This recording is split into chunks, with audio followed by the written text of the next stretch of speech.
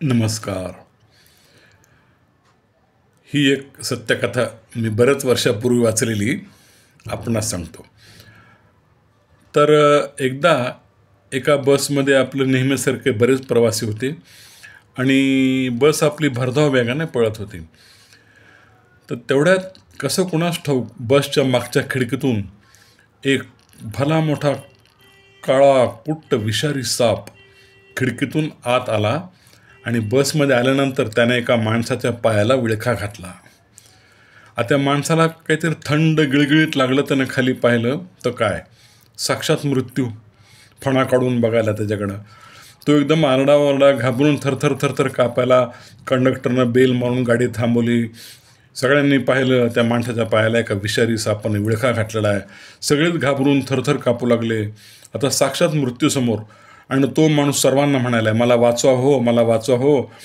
4-5 जण धरून या सापाचा विळखा सोडवा, मला वाचवा हो कृपा करून. तो थरथर कापू लागला तो माणूस. तो लोकांनाही कळणार तर काय करावं, ह्याला वाचवायला तेव्हा तर आपल्याला दंश बसायचा. मग कंडक्टरनं गाडी बेल दाबून मारून गाडी एका बाजूला थांबवली. सगळ्यांनी लगेच त्या माणसाला उतरून धरून असं खाली उतरलं आणि रस्त्याच्या कड्याला एक मोठा कट्टा होता, त्या कट्ट्यावर त्याला बसवलं आणि ते म्हणाले, बाबा तुम्ही तुमचं नशीब, आमची खूप इच्छा आहे तुम्हाला वाचवायची, पण आम्हालाही भीती वाटायली. तुम्ही तुमचं नशीब म्हणले, देव तुमचं बघून घेईल. असं म्हणून सगळेजण त्या बसमध्ये बसले आणि बस पुन्हा निघून गेली पुढे. हा माणूस तिथेच सारखं त्या सापाकडे बघून थरथर थरथर कापायला.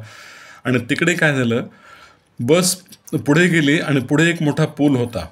त्या पुलामध्ये बस कोसळली आणि खाली कोसळून बसमधले सगळे प्रवासी मेले. हे त्या माणसानं पाहिलं. वरून खाली बस कोसळलेली आणि बस कोसळून खाली पडताच इकडे काय झालं माहिती आहे, त्या सापानं ज्या माणसाला विळखा घातला होता, ह्या माणसाला, त्याने तो विळखा सावकाश सोडवला. त्या सापानं पूर्ण विळखा सोडून त्या माणसाला दंश न करता, कसलीही इजा न करता तो सर्प जसा आला तसा निघून गेला. आता ह्या माणसाला हसावं करडावं तेच कळलं. वेड्यासारखं झालं त्याला. अहो, मृत्यूला वाचवलं, मृत्यूच्या तावडीतून मृत्यूनं आपलं वाचवलं. म्हणजे विचार करा तुम्ही, ह्या गोष्टीचं नावच होतं मृत्यूच्या दाढेतून मृत्यूने वाचवली. तर ती ही कथा आहे मी वाचलेली. तर हा माणूस रडायला लागला, घाबरून थरथर कापत पुन्हा घरी आला. रडत रडत त्यानं सगळ्यांना सांगितलं की देवानंच मला वाचवलं असं वाटायला लागलं. सगळे लोक गेले गाडीत बुडून. मी एकटा खाली बसलो, त्याने मला बाहेर काढून ठेवलं आणि साप मला काही इजा न करता निघून गेला.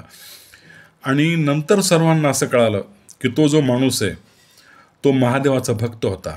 दररोज तो महादेवाचं पूजा, पारायण, पोथी वगैरे जेवढं काय असतं व्रत वैकल्य महादेवाचं करायचा. आणि त्याचं काय झालं तर महादेवानंच त्याला वाचवलं. त्या दिवशी बसमधल्या सगळ्यांचं मरण आलं होतं, फक्त याचं मरण नव्हतं. म्हणून महादेवानं तिथे येऊन त्याला वाचवलं. पण त्यावेळेस त्या माणसाला काय माहीत की हा साक्षात महादेव आहे, हा मृत्यू नाही, आपला दंश करणार नाही हा साप. पण त्यावेळेला साप त्या कोणाही माणसाला काय माहीत असतं की तो वाटणार आता आपण गेलो, संपलो. आणि मग त्याला कळालं की आपल्याला महादेवानं वाचवलं. आपण त्याचं रोज भक्ती करतो. तो घळघळा रडायला लागला. महादेवची तस्वीर त्यानं छातीला लावली. त्याच्या डोळ्यातले अश्रूच थांबेनात. त्याला कळालं, खरंच देवा तूच मला वाचवलंस. मला आधी भीती वाटली, पण तू मला जीवदान दिलंस महादेवा. देव आहे, प्रचिती आली त्याला त्याची प्रचिती आली.